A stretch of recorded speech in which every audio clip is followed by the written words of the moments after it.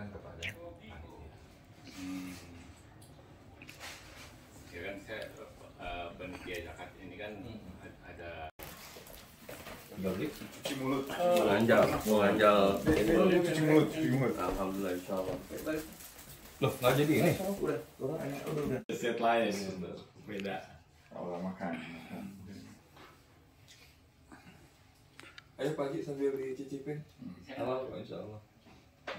Ada aturannya PSAK, kalau sini IFRS ya kan. Nggak ada sugarnya. Kopi pahit juga. Oh nggak mungkin. Iya. Saya pernah coba. Assalamualaikum warahmatullahi wabarakatuh. Alhamdulillah, nih ada Mas Sandy, Mas Darul, Mas Gendon, Kang Tisna, Bang Laba, Firman, Ustadz Anas, Ustadz Sauki, sama Pak Ustadz Said juga, Syekh Said sekarang udah Syekh. Alhamdulillah.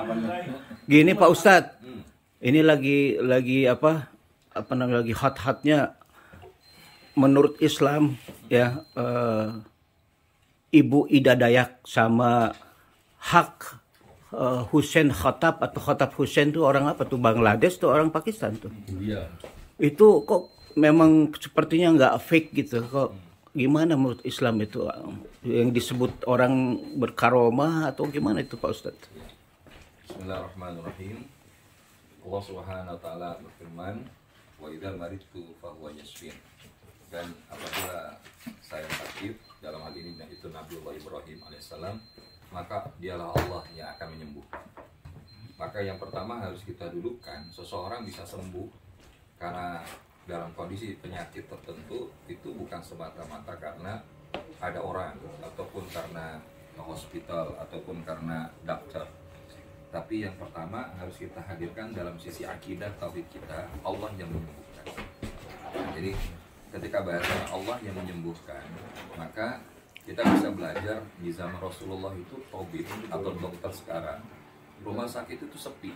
Karena apa? Setiap ketika sahabat itu sakit, mereka tidak langsung ke rumah sakit. Tapi mereka yang pertama apa? Istighfar. Mohon ampun kepada Allah. Ada lagi kemudian mereka bersedekah. Ada lagi mereka bersilaturahmi. Dan dari situ saja kadang-kadang, bukan kadang-kadang, kebanyakannya sudah selesai. Dan mereka doa kepada Allah. Kalaupun misalkan itu berlanjut, barulah kemudian bahasanya datang ke rumah sakit. Yang kedua, dari sisi metode menyehatkan dalam arti menyembuhkan, Rasul itu mengajarkan dua. Ya. Yang pertama adalah Rasulullah SAW menggunakan media air Zam-Zam dan kemudian dibacakan oleh Nabi SAW. Dan itu adalah diantara yang dilakukan oleh Nabi. Termasuk apa? Mendoakan. La ba'sa tahurun insyaallah. Ya. Nah, lalu bagaimana dengan kondisi yang disebutkan oleh Abah tadi? Bahwa kalau kita lihat secara kaidahnya, memang ketika yang ketiga, ketika kita kemudian berupaya untuk mencari kesembuhan dalam arti menemukan jalan itu, maka adalah kita melihat orang yang ahli di bidangnya.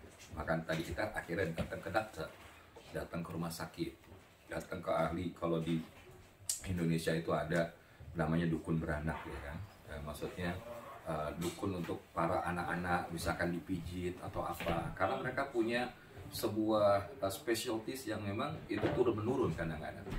Nah, termasuk juga ada beberapa orang-orang yang bahasanya memiliki kemampuan traditional specialties itu yang itu memang turun menurun dan itu memang terbukti. Nah, jadi kesimpulannya dari semua itu, selama yang dilakukan itu adalah menyandarkan kepada Allah, ya. Yang kedua, melakukan ikhtiar yang terbaik dan menyerahkan hasilnya kepada Allah, maka insya Allah aman.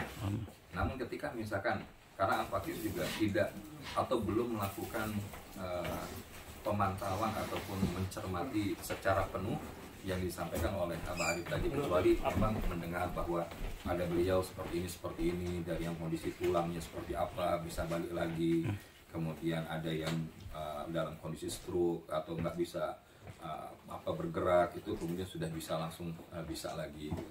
Nah, dalam bab yang seperti ini Al-Fatihah Thaqif juga menyadari kami tidak sampai ke situ, tapi bisa jadi beliau dikaruniakan oleh Allah kemampuan itu.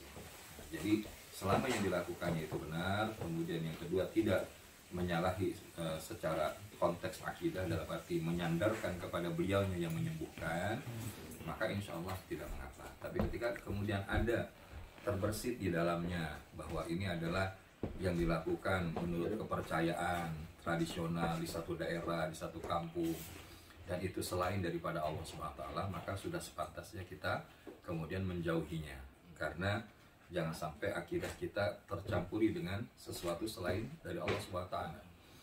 Ya, dan kalau kita lihat belajar dari Nabiullah Ayub alaihissalam itu sakitnya sudah kronis, namun ternyata beliau bahasanya tidak mencari yang seperti itu, tapi beliau berserah kepada Allah dan Allah memberikan kesembuhan. Ya, idnada rabbahu anni masaniyad durru antara murahimin. Dan ternyata itu menjadi bukan salah satu hadirnya keajaiban pertolongan Allah untuk disembuhkan. Nah, jadi bab yang ini kita menunggu dari para ulama yang ada termasuk khususnya di Indonesia untuk melakukan pendalaman lebih jauh terkait dengan fenomena yang seperti ini.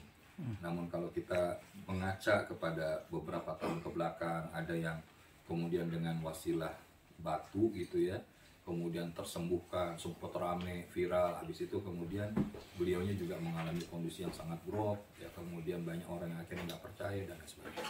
Pernah lagi ada episode memindahkan penyakit itu ke media tertentu, entah itu binatang ternak ataupun ke sebuah telur gitu ya, dan itu akhirnya juga menuai protes dan akhirnya juga hilang. Nah ini sekarang ya memang ini kita melihat di tayangan media sosial bagaimana beliau mengembalikan tulang bengkok itu bisa lurus lagi, yang nggak bisa jalan lagi, dan ini hadza min fadli Rabbi. Kalau memang beliau diberikan itu dan secara akidahnya tidak menyalahi, maka insya Allah itu bisa kita lakukan. Namun ketika kita dapati ada saja sedikit terbersit selain dari Allah yang meyakini misalkan ini karena yang lain dan sebagainya, maka itu sudah sepantasnya untuk tidak kita ikuti. Ya dia selalu ngomong, beliau selalu ngomong, ingat ini dari Allah bukan saya, katanya gitu. Kebetulan dia seorang Muslim. Alhamdulillah. Ya. Nah pertanyaannya, ketika beliau melakukan itu, mudah-mudahan sholatnya juga dijaga. Insya Allah itu ya. Karena ketika kemudian melakukan itu, sometimes ya kita nggak tahu apakah itu cuma 1 jam atau 1 hari. Dan ini tentu kan jadi pertanyaan, karena jangan sampai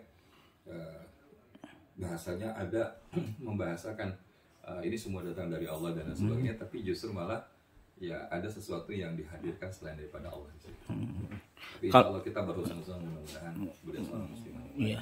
Itu Pak Ustadz apa namanya Pak? Karomah itu dikasih Allah gitu ya? Ya kalau bahasa karomah itu kan memang di bawah dari mukjizat. Mujizat. Nah, para mukjizat itu hanya dimiliki oleh para nabi dan para rasul. Nah karomah itu adalah yang dimiliki oleh para wali-wali Allah atau orang-orang yang Allah pilih. Nah, namun kalau kebanyakan kita hari ini kita merasakannya ma'unah, pertolongan dari Allah Subhanahu wa taala. Ma'unah. Ya ma'unah.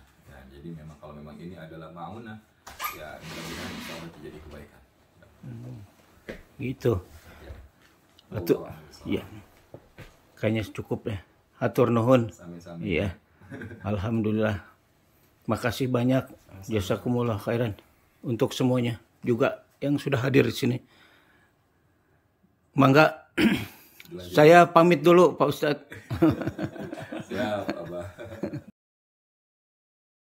Jagalah sopan santun, tata krama dalam berpendapat. Jangan lupa like, comment, share, and subscribe. Thank you.